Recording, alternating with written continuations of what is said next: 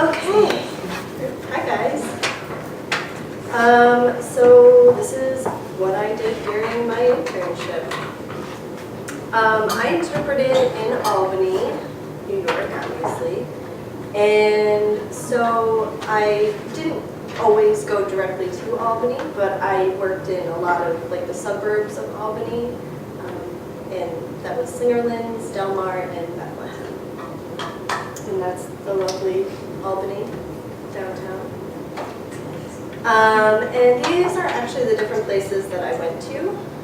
On the top left there, that is Bethlehem High School, and it is absolutely huge, especially for me because I grew up in a really small town. The bottom left is the St. Thomas School. That's a Catholic school that I went to. So not only did I get to do education, but I also learned a lot of religious sort of things, especially Catholic things. Obviously top right, the Singerland School was an elementary school. The top right picture, that is a picture of the Schenectady ARC, or ARC, however you want to say it, building. We had a deaf consumer that had just gotten hired by them. And then the bottom is Living Resources, and that is the, I forgot to tell you. And that is where my mentor works. Okay, so Andrea McGloin is my mentor, and I love her so much. Her and I just really, it was nice to have a mentor that I looked up to, but at the same time I felt like truly was my my peer in a way. I didn't feel at all like I was below her, which felt wonderful. And the other interpreters too, even though they were also, those are the other interpreters I worked with, they also have quite a lot of experience for the most part, and they're wonderful people, so supportive. I feel so good about the people that I worked with. They're fabulous people. Okay, so what kinds of settings did I go to? I worked mostly in education, but it ranged all the way from elementary school to grad school. I only observed the grad school level work though. In that particular assignment, it was somebody who was from, I'm going to butcher the name of this country, but it's a really small country near South Africa, and it starts with an M. It's like Mozambique or something. Mozambique. Thank you. So this particular client, he knows like 6 different languages, signed and written. It's crazy, and he's so nice and he's so brilliant. And I just observed, and I wish I could have interpreted for him, but that the level that it was at was so crazy, ridiculous, that there was no way. And then I did a conference that observed only, obviously. That was also some pretty intense stuff, and plus I know nothing about VR work, so that was another good observation. And then again, we have the ARC group, and yeah, so that was just some of the places I went. I did truly get a freelance experience because I spent 2 to 3 hours of my day every day driving. Just driving. Not doing anything but driving. So, if that's what you want to do, get used to it now. So these are my hours. I didn't really elaborate, but I think by now you guys get what A, B, and C hours are. So those are my hours. Yeah. How did I strengthen my connection to the deaf community? I attended almost every deaf chat that I could possibly go to. As long as I was available, I was going. And a lot of them were pretty far, over an hour usually, except for Glens Falls and Saratoga Springs, but some of those places. And I used my deaf clients as my team members because one of the interpreters that I worked with actually has 3 deaf daughters. And so it was awesome because one of the girls, she's a senior in high school, and of course, it's a little bit closer to my age than some of the interpreters were that I worked with, so I could kind of get her to help me, almost as like a CDI kind of thing. And that family is just, they're an awesome, awesome family. They're like the perfect situation, I think, for if you have a hearing parent and deaf children. There's open communication in their house all the time by every single person that walks in there, every time. It's fabulous. Yeah. Struggles and difficult lessons. So, as most of you know, I'm allergic to everything. So during my internship, I literally had a sinus infection every single month. So I was on a lot of medicine, way too much medicine. And also the environments that I went into, a lot of them are schools, and they weren't cleaned properly. They weren't, not that they were dirty, because they weren't dirty, but a lot of them gave me allergic reactions. So as I'm interpreting, I was having allergic reactions almost every single day. It was intense, definitely intense. But I think that it's an extremely positive thing because I did have to communicate that to the people I was working with, to be like, I can't hear anything right now. So can you switch? So it, you know, is painful as that was, and as hard as it is to deal with, because I mean my body's fighting itself essentially. It's a good communication opportunity for sure.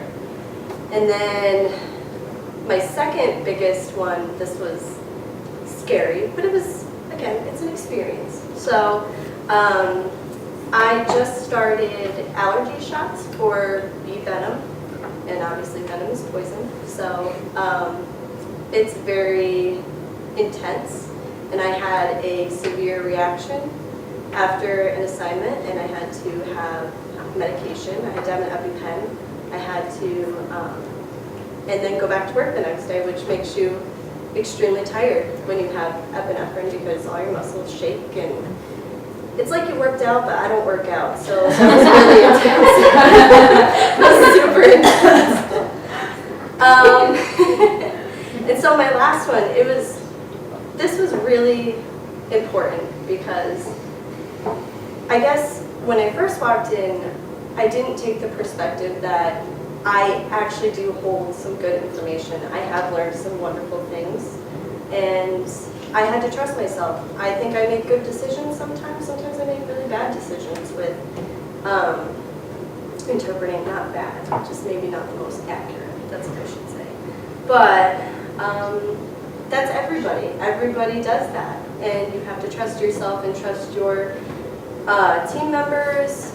Everybody that you work with, you have to develop trust, otherwise it's going to not work.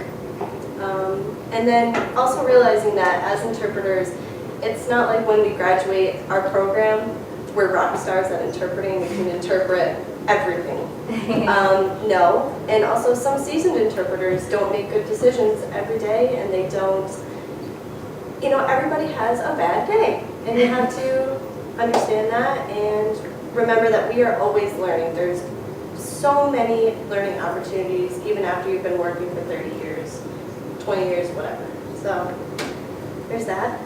Best memories, I truly felt that I could trust the people that I worked with. And I'm so grateful for that. I feel that they understand me, I understand them, and I love working with the people I work with. It was awesome. Realizing my own worth was really, really important because, believe it or not, even though we are students, we do have something to offer. We have something to bring to the table. We are educated people, and you can do this. So that's that. Show, don't tell. That sounds a little funny, but so I think one of the biggest lessons that I learned that I think really helped my interpreting was don't tell the information. If you can show it, absolutely show the information. You know, you can tell somebody to, I don't know, just show it. Don't just tell the information because it's so much more clear when you physically just show it. And then the last one, this is really cute. I worked with an elementary student, and she is very sassy, and she's hilarious. She doesn't know she's hilarious, but she's hilarious. And kind of as like encouragement, or, you know, and as a nickname, I try to be a little bit more, I want to connect with her a little bit more. So I tend to use the nickname sister for girls. So I'm like, oh yeah, you go sister, whatever. And I signed this to her, and she's like, I'm not your sister. And I was just so... And you try to keep your composure and like explain it, but I was like, you're absolutely right. Good observation. You're right, I'm not. Okay, so juniors. This is different information than everybody else said, but buy yourself some nice slacks and shirts. I cannot emphasize this more, because even if you don't feel the part, if you look the part, you can fake your way through it. You can, or at least you'll feel like you can. And then to add to this faking it till you make it, or until you actually do make it, get yourself some business cards so you can whip them out and be like, I'm ready, I'm prepared. So the third one, your attitude truly is everything. You can be one of the most skilled, excellent interpreters, but if your attitude sucks, you suck. Sorry, you do. A lot of deaf people that I've met, I asked them, what is something that you really like in interpreters? And they said, you know, obviously skill is important, but if your attitude is awful, I don't want you as my interpreter. I don't care how skilled you are. I don't want you. It's so true.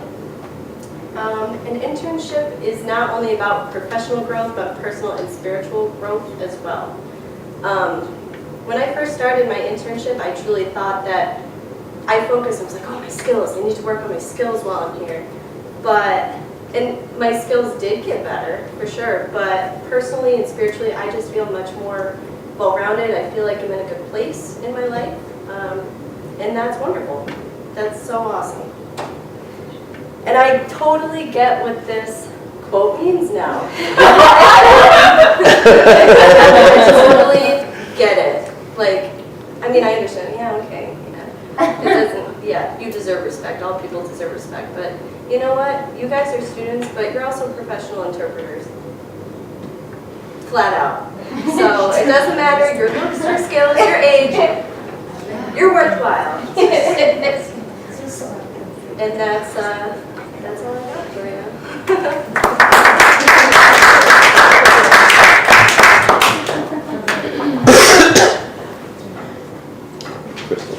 Krystle, I think you are. Yes. so just to add something, everybody has talked about networking so far. Yes. Just to let you know, Andrea I know. You guys are really good friends. was the interpreter in my wedding. Ah! Really? Yes. So in Albany, Andrea, who lives in Albany, was the interpreter in my wedding 20 years ago. So always know interpreters know each other. And I knew that you knew her.